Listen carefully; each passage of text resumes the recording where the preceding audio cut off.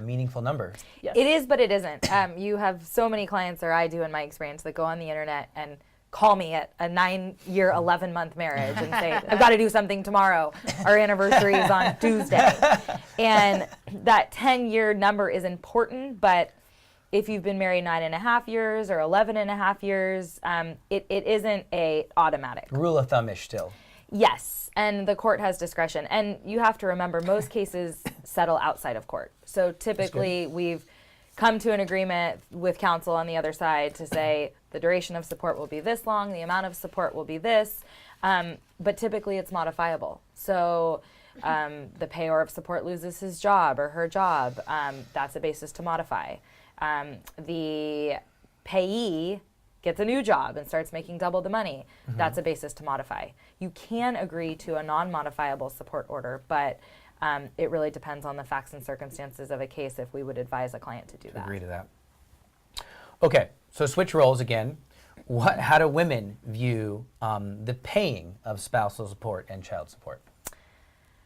Generally speaking, it's typically a no-brainer if I have a stay-at-home mom who's been out of the workforce and given up her career or hasn't worked for several years.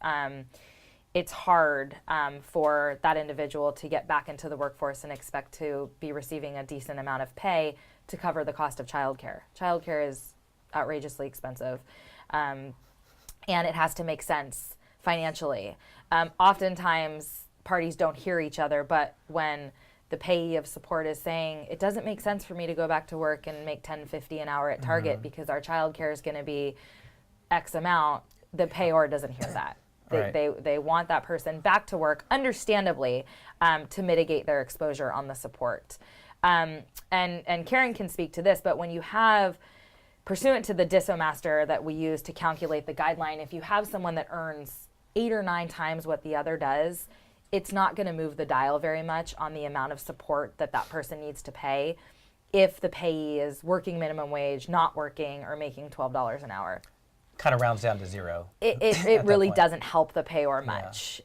So, you know, that can be frustrating for a payor of support who doesn't understand why, if the payee's out there working and making $40,000 a year, it doesn't impact or have much of an impact on the support that the payor is paying.